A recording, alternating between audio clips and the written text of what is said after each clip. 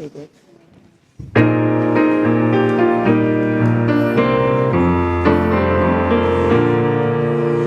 Gather the Spirit, harvest the power.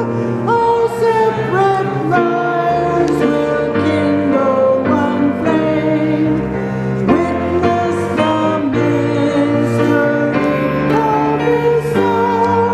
Our trials in this light appear all the same. Gather in peace.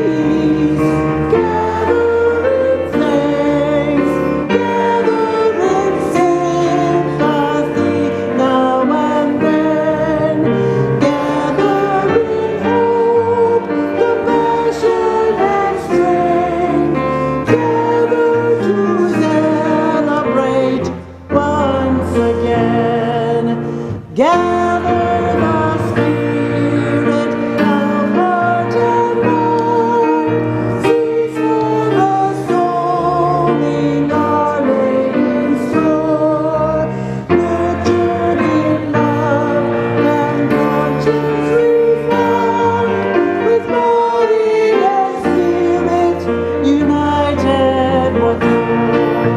Gather in peace.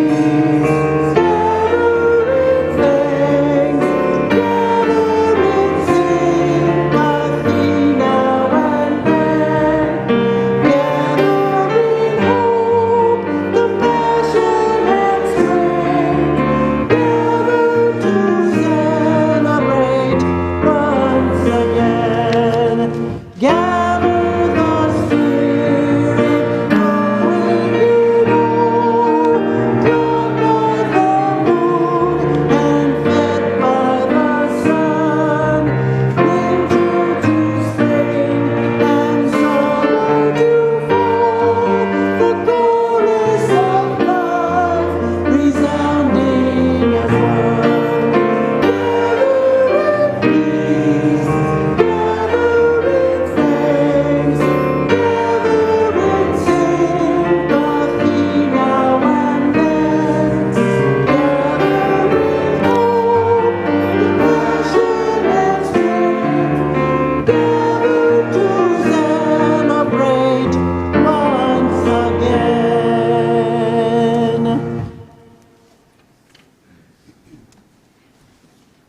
Good morning. Welcome to the Unitarian Universalist Church of Spokane, where our mission is to join together to create a nourishing, liberal religious home and to champion justice, diversity, and environmental stewardship in our wider world. Or, as we like to say in short, to create community, find meaning, and work for justice. Welcome to one and all. I want to begin by embracing all that you bring with you today, all of your uniqueness, your unique beliefs, your background, your lifestyle, your experiences, your differences. All that helps make you who you are is welcome here today. And this includes those of you who are in the building with us, those who hear me say this each Sunday, as well as those who might be hearing it for the first time today. You're equally as welcome and appreciated. And of course, it includes those of you who are streaming with us as well. I look at the numbers each week as to how many folks are attending, and I find often that there's usually twice as many people streaming with us. So you're a very important part of our service, and your presence is well appreciated. We're glad to have you as well. I do have a couple of announcements before we take a few more minutes to greet one another at the start of our service. One, again, our community auction. We are seeking donations for that. This is our really largest annual fundraiser outside of our stewardship campaign each year.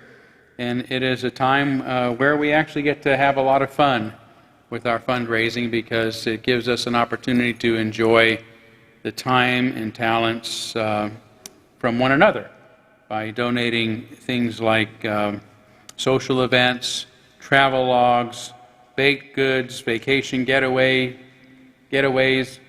lessons, arts and crafts, all those sort of things. So we appreciate you thinking about what you might be able to contribute this year, and doing so as soon as you can. So thank you in advance for your generosity. We do have an all-church picnic scheduled this afternoon at 12:30, and the Spokane weather, as usual, is cooperating with us. So, but you know what? It's not raining out, and this is Spokane, so people are used to being a little chilled. So I know you can handle it. So hopefully you brought some lunch and whatnot to enjoy during that. If not, just grab a cup of coffee and tea and join us in the fresh air. And if it's too rough for you, you can come back inside here. So, am I missing anything, Stephanie?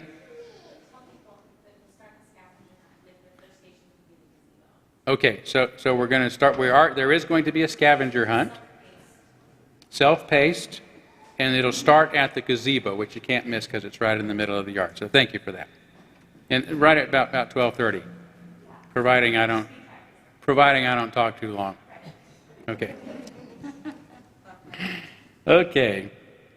All right, and we are also in the midst of our volunteer fair, in which we try to enlighten you about the different opportunities to get involved in serving our church. There's lots of other activities for just hanging out with one another in some of our adult enrichment programs and groups, but ways to sort of help keep the building up and keep the grounds up and get involved in religious education and those sort of things. So today we have our special guest, Nancy Avery, who is going to share a little bit about a very unique but important way for us to be involved.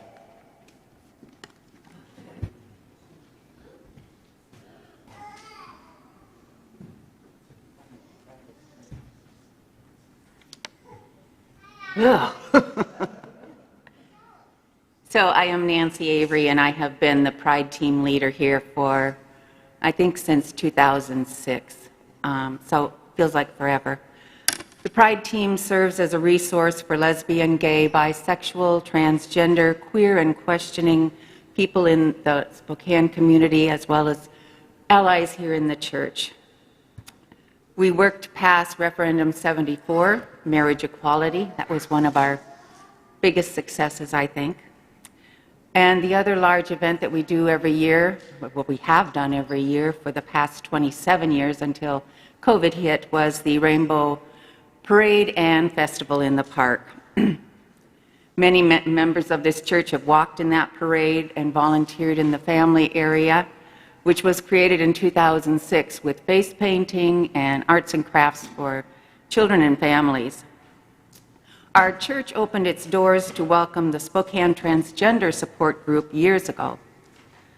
And in February, it will be 4 years since a gay senior member of the Spokane community reached out to me because I was listed as the Pride team leader. Out of that was the birth of the LGBTQ senior group of the Inland Northwest.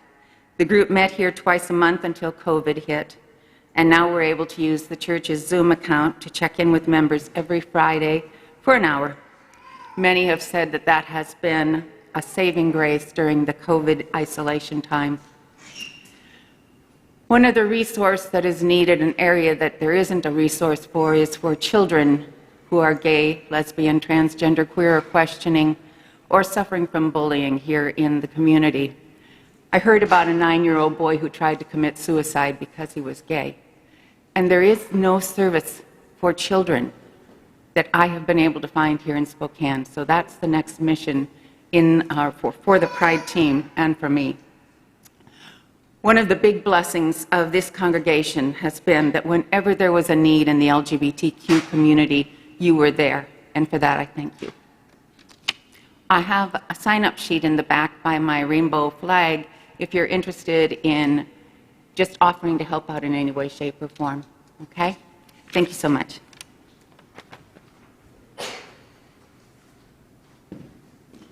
Thank you, Nancy. As a congregation, I know we are very proud of the good work you've done in Pride over the years. So thank you so much.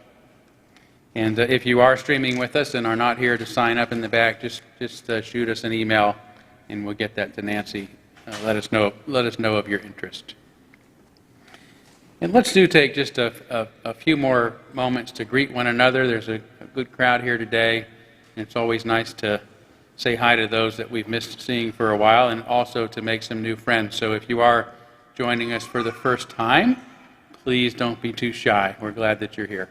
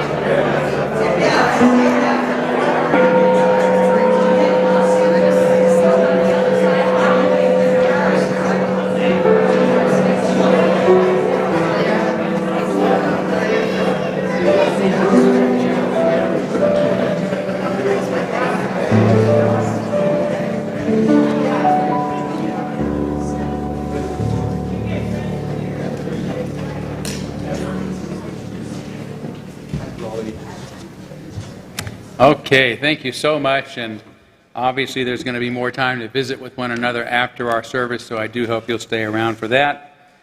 But let's move forward now by lighting our chalice, the symbol of our faith, the symbol of our unity and our solidarity, of our openness and our inclusion, of our community and our individual uniqueness. May this small flame be our offering of warmth to those who are cold and alone, and a light to those in darkness. May it be a flame that ignites justice in our world and a beacon of hope to those in need, and may it reflect at least a spark of truth wherever truth has been lost, and cast a healthy shadow of doubt wherever it's been found.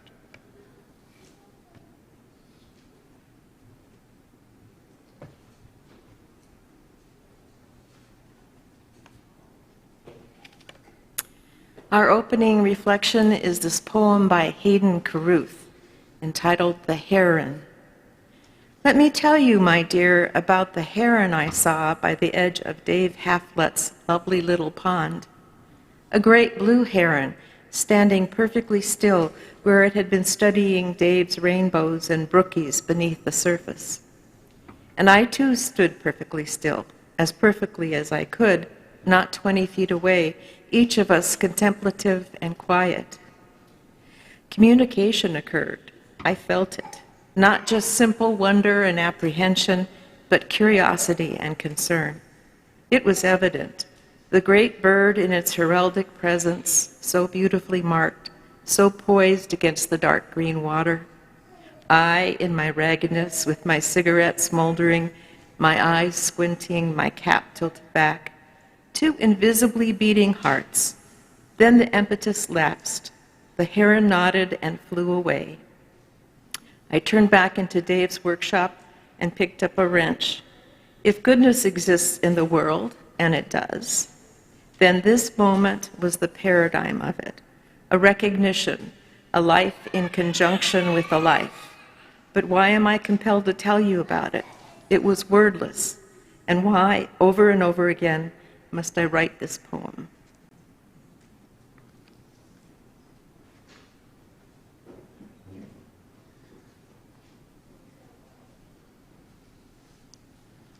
Well, today is a special day for many reasons, but one of the things we are doing is celebrating the change of seasons. We do this 4 times a year, and today the autumnal equinox will be in between this Sunday and the next one coming, so we are celebrating it today. We use a banner, which you will see to the right has been changed to our autumn banner.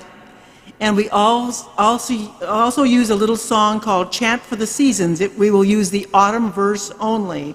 It's number 73 in your hymnals if you want to look there, or it will be on the screen. Please rise as you're willing and able to sing Chant for the Seasons.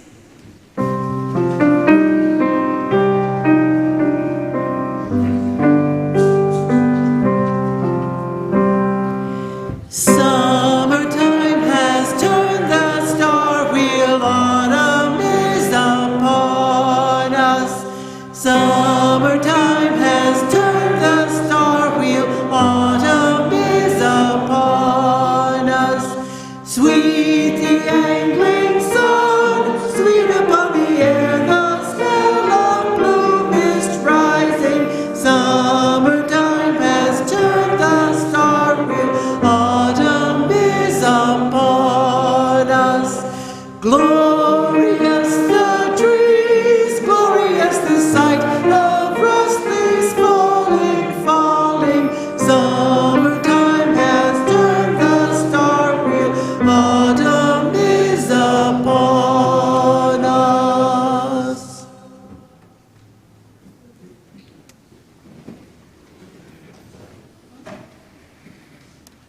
We are now going to kindle our candles of care for those who are most on our thoughts this morning. I did get a special request for one of our church members, Barbara Beaton, who is recovering from hip surgery at this time, so please keep her in your thoughts. Let's pause now for a moment of silence on behalf of others that you might be thinking of, and as always, you're welcome to name them aloud at this time if you'd like.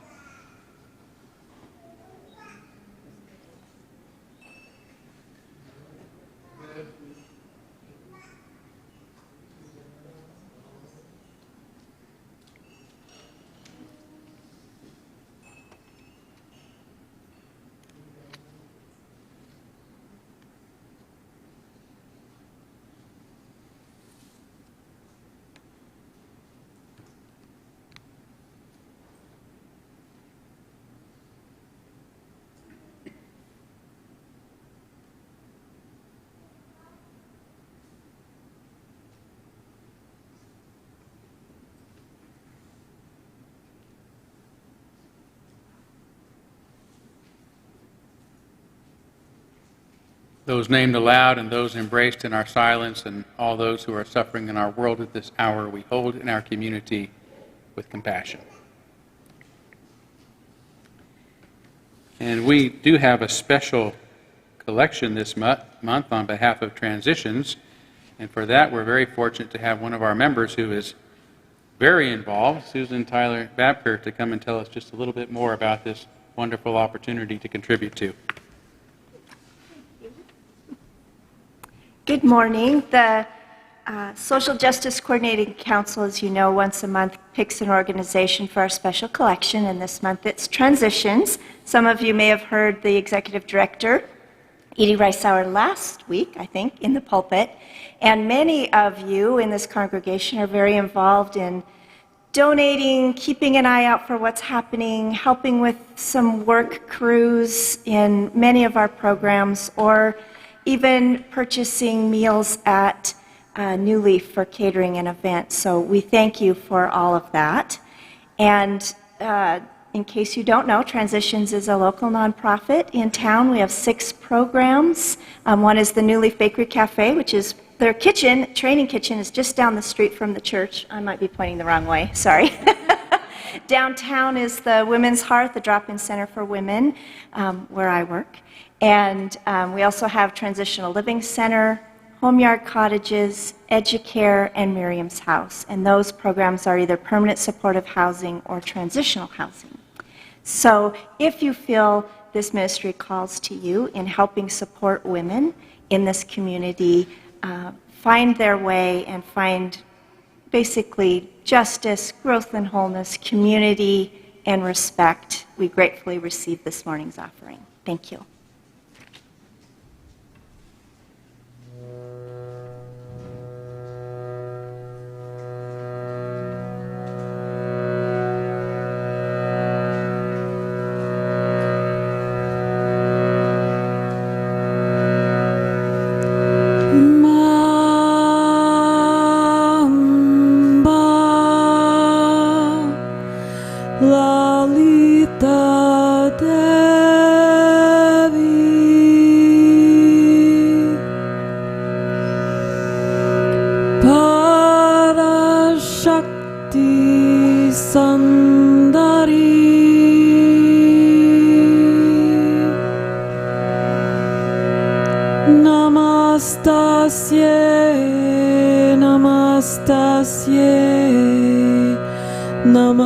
Namastasye Namo Namah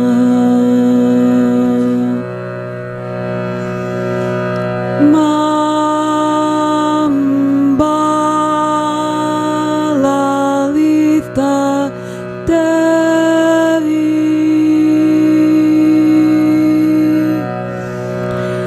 Mahamaye Mangale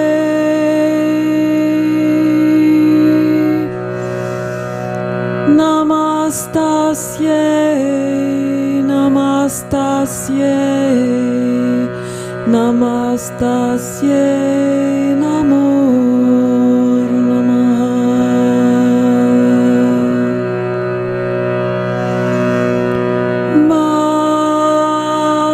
Mamba Lalita Devi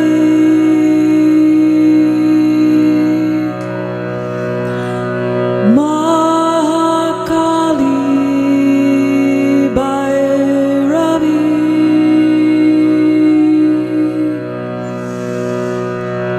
Namastasye, Namastasye, Namastasye, Namo Namah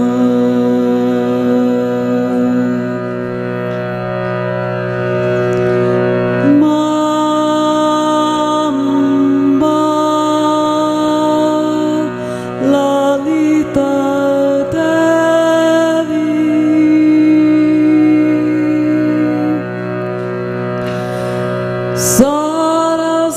Sarasvati Brahmi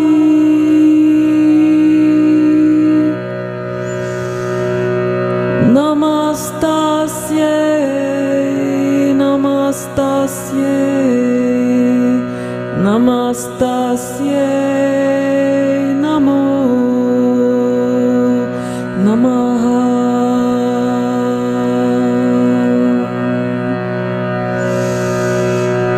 Mamba Lalita Devi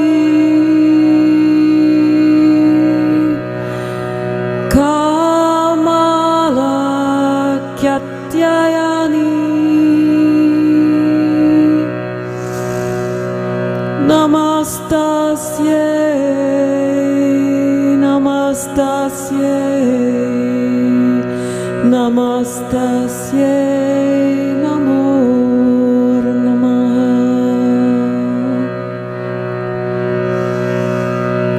Namastasye, Namastasye,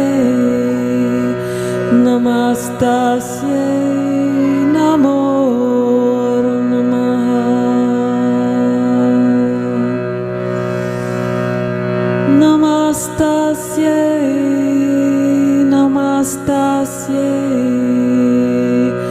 Namastasyai Namo Namaha.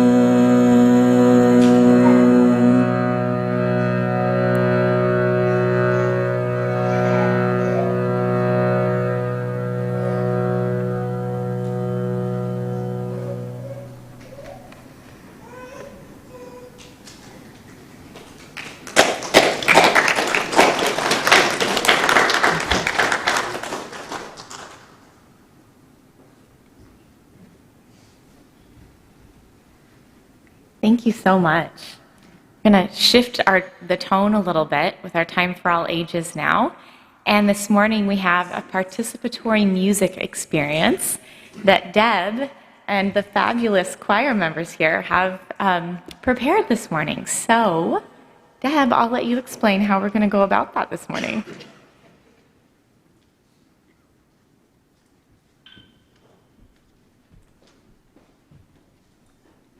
So I'm going to have our little ostinato groups come up. So Alex, if you'd come up to your spot, and Jean in the middle here someplace, and Kelly over just past the piano, and the kids that are going to be participating.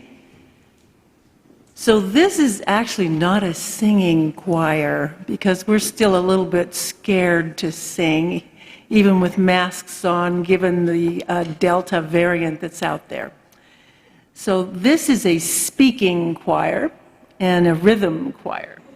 So you will hear 3 short rhythmic motifs, and you can, once we learn them, you can feel free to climb onto any one of those. And then after that gets going, our speaking choir will stand up and speak some words. And this is all centered around the fall and the change of the seasons. So, Mr. Alex over here and Kelsey. The first motif is leaves fall down. So it'll be like this. Leaves fall down. Leaves fall down. And you can practice with us. Leaves fall down. Leaves fall down. Leaves fall down. Leaves fall down. Good. Okay. Our next motif, Jean and Max are going to be working on. And this one starts like this. Ground. To the ground. To the ground. Here we go. To the ground. Everybody try it. To the ground. To the ground. Good. To the ground. Cut. Good. Okay. And Kelly and Brooke have our last one. And this goes, time for school. Now, 2, 3, 4. Time for school. Try it with us. Now, 2, 3, 4. Time for school. Now, 2, 3, 4. Time for school. Now, stop. Good. Okay. So I'm going to jump down here, and we're going to start all 3 of these. Jump on to whichever one you might want to try. And once this gets rolling, then our speaking choir will be speaking to you about fall. Okay.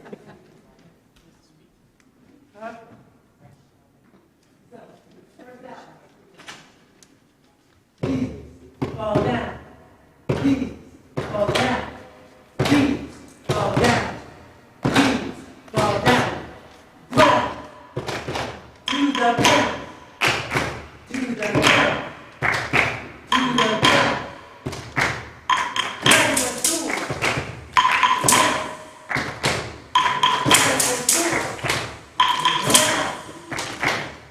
Time for school. Now, here we go. In the fall, leaves turn orange and brown, and then they fall down to the ground. You wake them up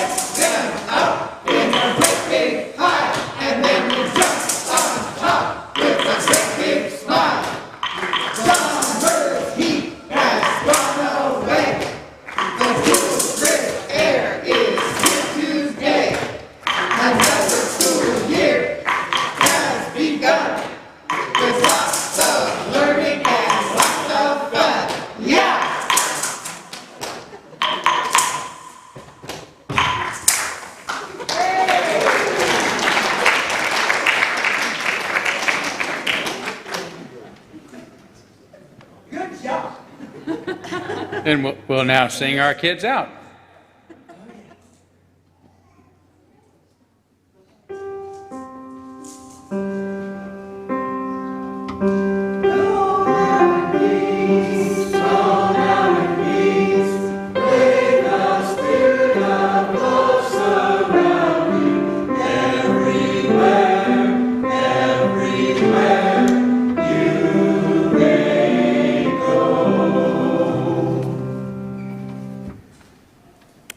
Now is the time in the service for our meditation. I invite you to find a comfortable, receptive posture. Close your eyes if you wish, and take a couple of deep breaths. We begin our meditation with these words from the poet Rumi. My heart is so small, it's almost invisible. How can you place such big sorrows in it? Look, he answered, your eyes are even smaller, yet they behold the world.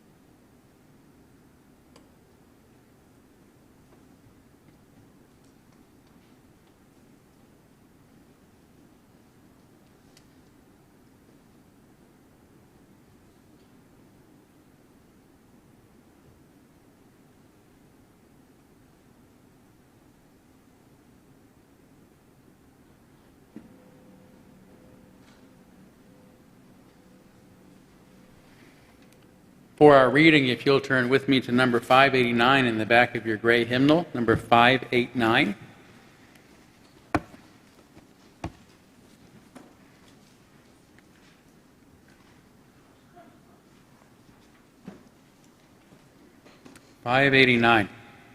And we have a big enough crowd here today. Why don't we say those of you on this side can start, and this side, including our vocal choir. What's the term? Spoken choir? What is it? The choir. Choir members. Y'all. Including y'all can be our respondents, and then we'll close on the last verse together. So that's a fitting prelude to this reading, I think. So. Peace means the beginning of a new world. It means that nations are friends. It means joy to the world. Peace is quiet and calm. It is rest. It is silence after a storm. It is love and friendship. It is the world's dream of dreams. Peace brings comfort and happiness. It brings prayer to the hungry. It brings prosperity to nations. It means the strong respect the weak, and the great respect the small, the many respect the few. It is like spring after winter. It brings sunshine into the world. It is like sweet music after harsh sounds.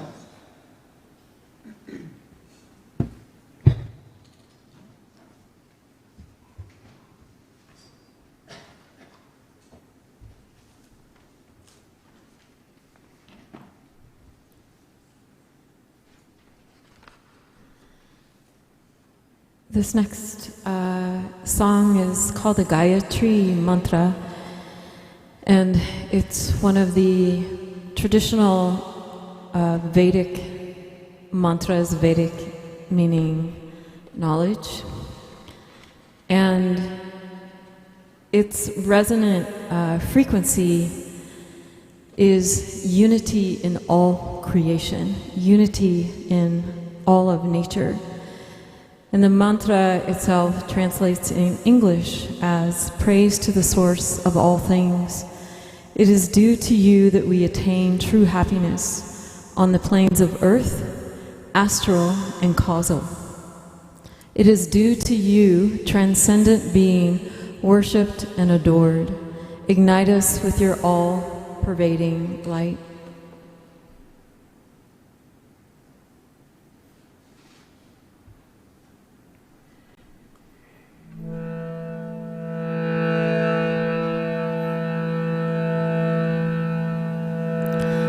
Feel free to join me if you know the mantra.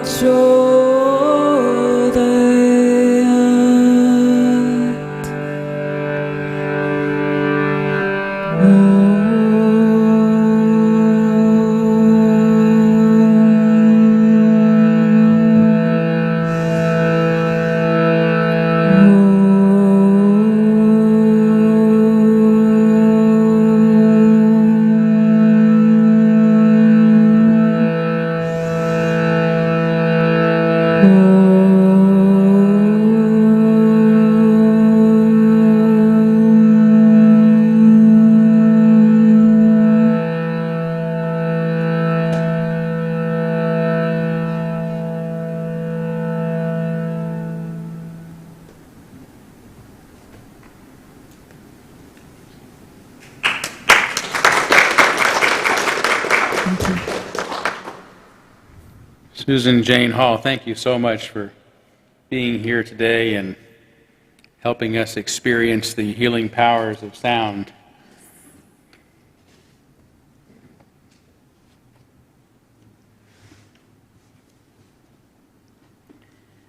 My sermon is entitled, How to Build a Pyramid in the 21st Century. Thank you, Sonny. So how exactly the Egyptians built their pyramids remains a mystery. Over 100 of these ancient stone structures, about 118, among the largest human structures ever built, stand out in sharp contrast to their flat, empty desert habitats, often with no other stones in sight. How did they do it? How did they manage to move those huge blocks, some weighing as much as 10 tons, miles across the sands with no cranes and no tractor trailers? Then shape and stack them in just the right order to fashion near-perfect triangles, which have stood as the tallest structures in the world for nearly 4,000 years and have lasted to this day. Nobody knows for sure how they did it, but there are some pretty good guesses about a bit of what they did. The authors of a book on computational thinking, for example, say the Egyptian engineers who built the pyramids beginning around 2700 BCE obviously knew a lot about geometry and were able to calculate the dimensions and angles of stones for each part of the pyramid and of the leverage of ropes, pulleys, and rollers to move those stones into position. And just a few years ago, in 2018, an international archaeological team led by the French Institute of Oriental Archaeology discovered a 4,500-year-old ramp system used to haul alabaster stone from a quarry that were then used to build the Great Pyramid of Giza, the largest and oldest pyramid in the world. According to one of the team's researchers, Dr. Yanis Gordon, this system is composed of a central ramp flanked by 2 staircases with numerous post holes. Using a sledge which carried a stone block and was attached with ropes to these wooden posts, ancient Egyptians were able to pull up the alabaster blocks out of the quarry on very steep slopes of 20% or more. There's also a nearly 4,000-year-old wall painting that's been discovered in an ancient tomb that depicts 172 workers pulling a rope attached to a sledge carrying a gigantic Egyptian statue. Another worker is pouring water on the sand in front of the sledge, which is now thought to have been a means for increasing the stiffness of the sand in order to make the work a bit easier. However they did it, all of these accounts share something in common: ropes being pulled by people. No matter how ingenious their engineers were, or how much their ingenuity devised techniques to ease their burden, it still took hundreds, probably thousands of workers using their own strength to pull those enormous stones across the desert. Whether they were slaves or paid workers, or some of both, remains debated, but undoubtedly each individual was expected to do their part, and to do so, everyone had to learn to pull together. In contemplating today's message, this is the common idiom, "we must pull together," that came to mind. I began researching its origins and disappointedly learned that it's one of those statements that has origins unknown. It's probably been around a very long time. As a noun, the word pull itself is linked to a 14th century word meaning fishnet, which kind of makes sense because you have to pull the net onto the boat or onto the shore. As a verb, it's thought to originate from the Old English pullion, meaning to pluck off or to draw out, like plucking chicken. And seems related to the Low German word pullen, meaning remove shell or husk, and pulge, meaning to shell or to husk, right? From the Middle Dutch. Like that's also a hard task to open up those shells, to pull them apart. The Dutch pollen, meaning to peel or to strip, and from the Icelandic pula, which simply means hard work. And this is interesting etymology, but it's not surprising that the word pull means hard work, just as this phrase pulling together refers to cooperation and to working hard together. But I was really hoping to find the etymology tracing it back to the Egyptian pyramid builders, which I almost just thought sure was going to be the case.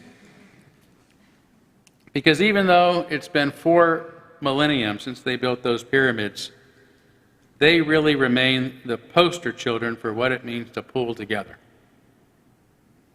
Not only did they have to harmoniously pull those ropes in what has got to be the greatest tug of war in human history, but in doing so, they were to erect some of the oldest, strongest, and most impressive structures anybody has ever built.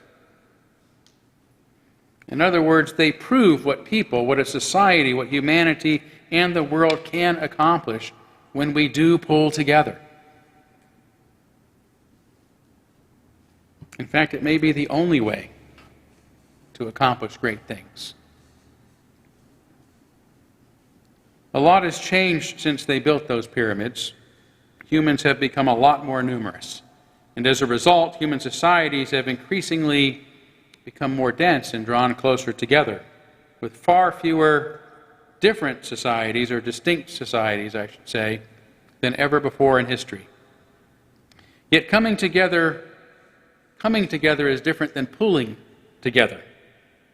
Like forces of gravity, global population, and mass communication are pulling us together, but in this scenario, we are the ones being pulled. Sometimes kicking and screaming. We are the immovable boulders being unwillingly heaved out of our quarries where we have settled in for eons, only to be dragged forcibly across the desert and stacked on top of each other, not because we have pulled together, but because changing circumstances have crammed us together. Taking a bird's eye view, as historian Yuval Harari says, it becomes crystal clear that humanity and history is moving relentlessly toward unity. The idea of unity may well be good for us overall, but it is its relentless advancement that makes us feel like we're the ones being pulled rather than those doing the pulling. For example, as Harari further points out, as the 21st century unfolds, nationalism is fast losing ground. Think about the implications of that statement. Nationalism is losing ground, making this an epic moment in human history. This explains why so many in the world are attempting to preserve their national and patriotic identities by choosing nationalistic leaders, even if they happen to be tyrants. Better the devil you know, as the saying goes. It may also explain why so many on the extreme left are suddenly drawn toward identity politics and tribalism, as they too struggle to maintain familiar cultures and identities in response to the advent of globalization and a broader view of humanity that is now required of us. Yet the pull of globalization and the unification of humanity will ultimately prove too difficult for these old ways of being in the world to resist. As I write in my book, Evolution's Way, the old notion that our greatest challenges stop at our imaginary borders, even if they are reinforced with guards, guns, and walls, is preposterous.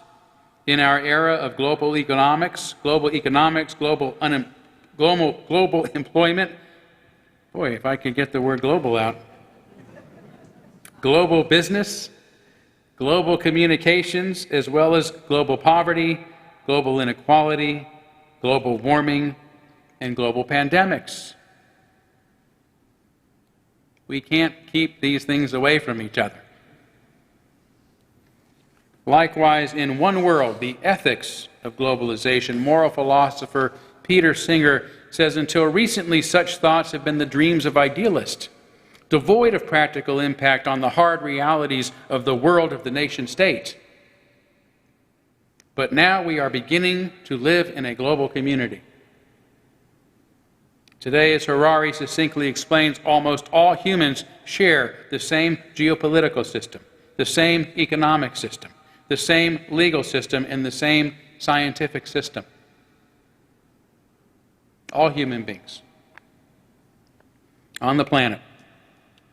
Unfortunately, due to extreme reactions against this strange new world that we are suddenly finding ourselves in, on the precipice of a global community and human unity, many of the divisions among us seem worse now than ever. As many people and groups instinctively attempt to cling to our old ways and, more crucially, to our old identities based on whatever nation state we happen to have been born in.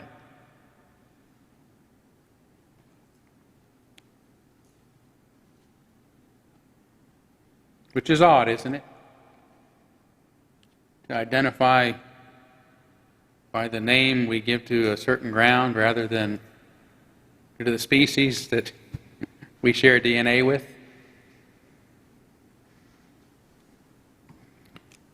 Too many in these waning countries are foolishly attempting to retreat into nationalism in a new age of globalism by choosing leaders who rise to power on the waves of xenophobia, isolationism, protectionism, and anti-elite and anti-intellectual discourse. And within many of those nations, including in our own, extremists on both sides seek to deny the new reality by controlling the minds and the speech of others while ignoring the global challenges that are truly impacting us all. Earlier this week, President Joe Biden visited our neighbors in Idaho and spoke of the devastating fires we've had to face this summer, the hottest summer on record, globally, the hottest summer on record for the entire planet, because of global warming. But the Republican governor there, Brad Little, countered by calling for better federal management of our forest, by cutting down trees and removing dry wood. He said this, I have little doubt, because it is still not kosher for Republican leaders to talk seriously about what may be the greatest existential threat in human history. Global warming. We've seen this same tribalistic politicization of the coronavirus pandemic. A global pandemic, politicized, which has led to a new surge of the disease in our nation that is worse than the first. Our hospitals and morgues are overflowing, even as millions of us still refuse to wear masks, let alone be vaccinated. Meanwhile, the extreme left, because I don't want to leave everybody out, that's the universalist in me speaking.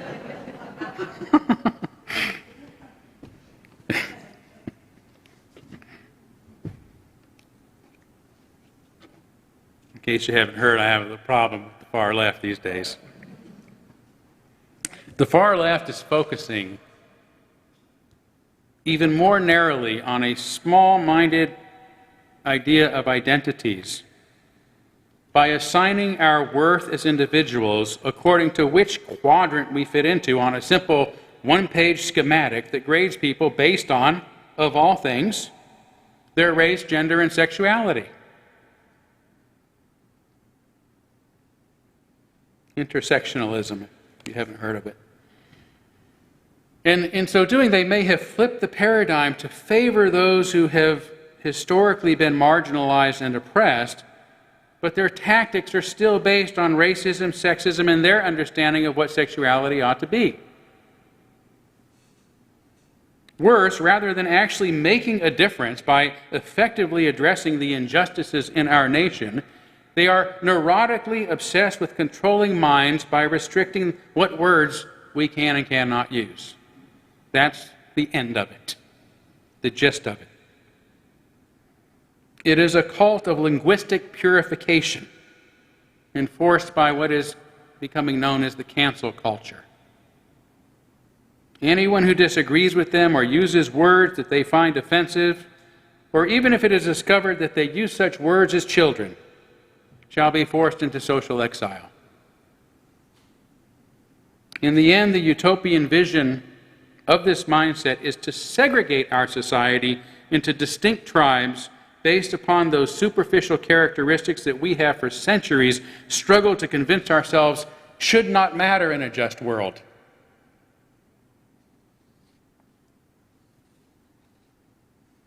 But what hope is there if both Republicans and Democrats are fundamentally denying, let alone failing to address, the new reality and the global problems that we should all be pulling together to address? Firstly, it is a classic fallacy to presume that by talking about Republican or Democratic parties that I am talking about individual Republicans or individual Democrats. Nor by talking about liberalism and conservatism am I speaking about liberal or conservative persons. This logical error is aptly named the fallacy of division. It occurs when the qualities attributed to a class as a whole are attributed to its individual members. It's like saying French fries are made out of potatoes, therefore all potatoes are French fries. Or more apropos, voters elected a white nationalist to office, therefore the voters are all white nationalists. Or the extreme left wants to end capitalism, therefore all liberals are socialists. This fallacy, which paints everyone with one broad stroke, is part of the reason that we are so divided today, because we forget that, like ourselves, individuals are complex, multifaceted entities. Even if the organizations, the groups, and identities that they are partly associated with are simple to define. It's simple to define identities, right? Someone is white or black or gay. But that's superficial compared to everything an individual actually is. That can't possibly get at the heart of who the individual is. A few years ago, for example, Noam Chomsky, a well-known liberal American linguist and political activist, created a stir by saying, "Today's Republican Party is the most dangerous organization in human history." At the time, like most everyone, I considered this precisely the kind of hyperbolic statement that makes great headlines, but little more than that. But after this summer, the hottest in history, when we've watched our world burn in many places in unprecedented ways, in Siberia, for goodness sake, that's where they used to send you to freeze your ass off.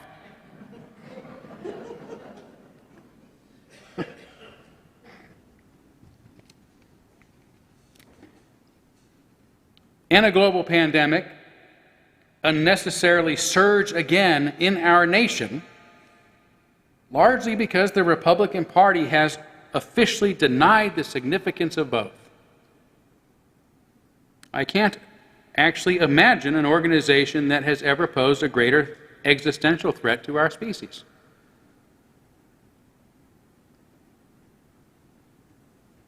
I mean, what compares with global warming?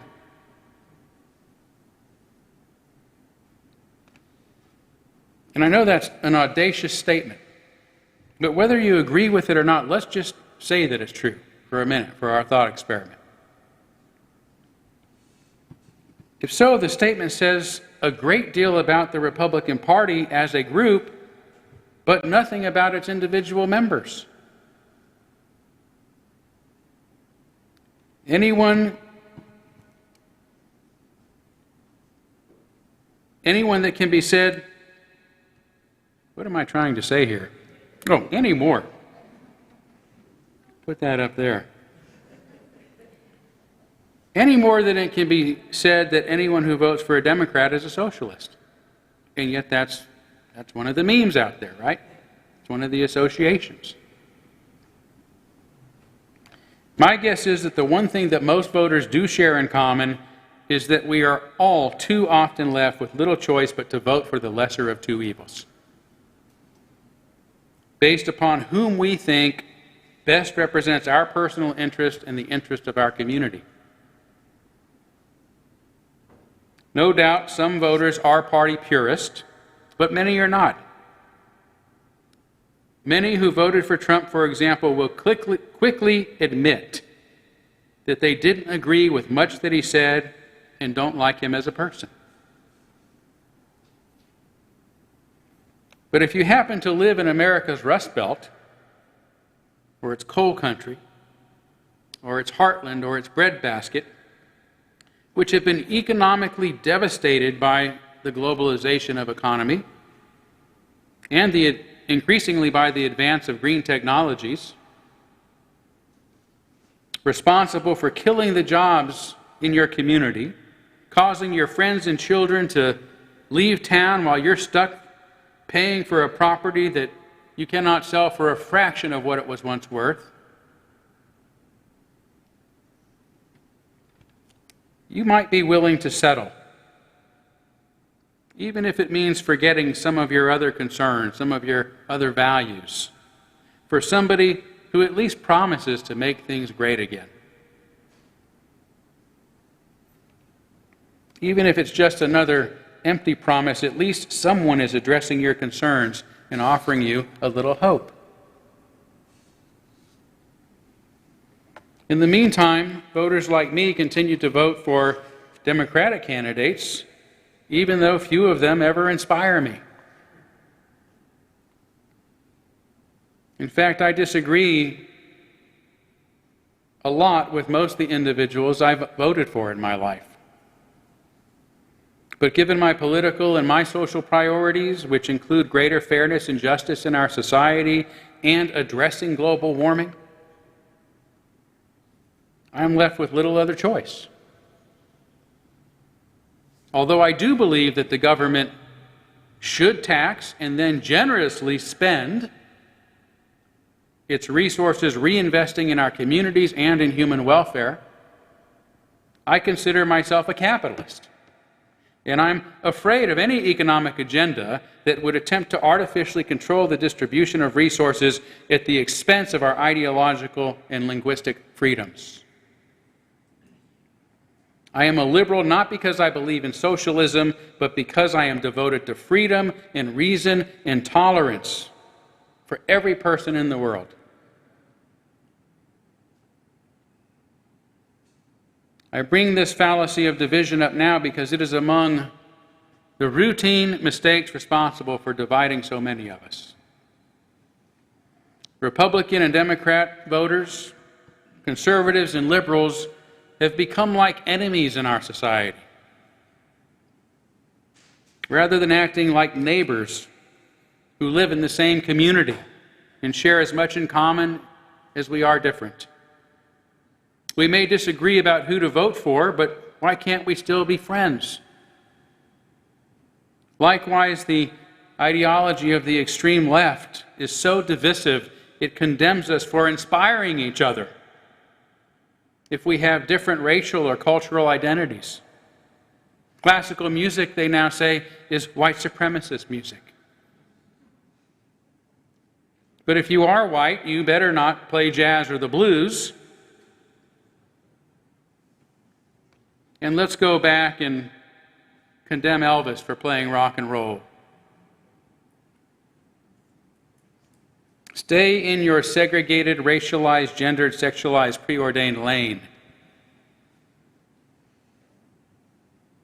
Instead of continuing these disturbing, divisive patterns and ideologies, instead of being the unmovable stones being pulled from the deep quarries and from the positions we have comfortably settled into, resisting those forces dragging us into new structures, let us see ourselves as those doing the pulling. Even with their impressive, though primitive, technologies and their understanding of geometry and engineering, the pyramids, which have lasted thousands of years and remain among the most impressive structures in human history, were mostly built by people pulling together. That was the secret. If we pool our resources, even if only a few fish and loaves of bread, we discover that we can feed multitudes. We have known this truth for thousands of years, at least since the Egyptians built those pyramids. The phrase, "United we stand, divided we fall," has been quoted by many a modern politician, but it too can be traced all the way back to at least Aesop's fables 2,600 years ago. Similarly, the Swahili word, harambe, means all pull together, and is part of Kenyan tradition of communities holding different fundraising events to help themselves as a community by pooling their resources. It's such an important principle that the word is actually written on their national flag, and it is their national motto. It originated toward the end of the 19th century during the construction of the 700-mile-long Uganda Railway from Mombasa to Kampala. When workers had to pool together to lift heavy loads, they used to chant, "Har Har Ambre," which means Hell Ambe, the Hindu goddess said to help with performing difficult jobs. This reminds me of a nautical phrase, heave ho, used by ship and boat crews when hoisting anchors and raising masts. There's something about pulling together that is poetic, if not musical, in its harmony of movement, that it gives birth to shared phrases and sometimes even to shared song. That's what pulling together requires, each person pulling and releasing at once. It's hard work, and it requires a willingness to work with others, to be aware of them, to coordinate and to collaborate with them. Heave ho sounds a lot like the Chinese phrase. Have you ever heard this one? Gung ho. It's sometimes said even by Americans in reference to those who are extremely enthusiastic. Gung ho. But the phrase emerged in the 1930s at a time of war, poverty, and a devastating flood near Shanghai, responsible for killing millions and turning millions more into refugees. The International Committee for the Promotion of Industrial Chinese Cooperatives was formed to help address this crisis. Its mission, it said, was organizing the unemployed workers and refugees for production to support the war of resistance. As a cooperative, the industry was run democratically by its workers, who would often say, gung ho, while laboring to work to make things like blankets and uniforms. The term is composed of the Chinese characters meaning enthusiasm and industry. Enthusiastic industry, which together mean industrial cooperative, right? The type of organization it was, but more simply translates into work together. Today we share many major global challenges, like pandemics, global warming, refugee crises. Addressing these problems will be at least as challenging for us as building pyramids.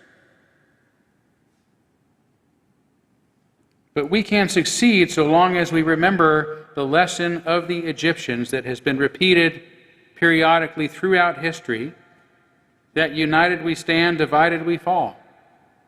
Har har ambe, heave ho, gung ho. That to do great things and overcome difficult challenges, we must pull together. We must pull together as Democrats and Republicans. We must pull together as conservatives and as liberals. We must pull together as a nation and as a planet-wide species. Let us celebrate our differences, recognize our similarities, and learn to live and work and pull together. Thank you.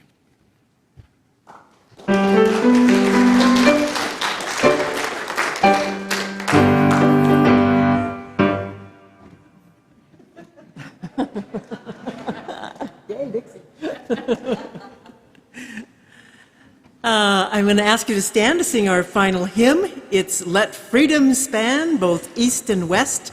It's number 148 for those of you in the back who may not be able to see the screen as well. And you can look at a book or the screen. You just play it through once for us, please.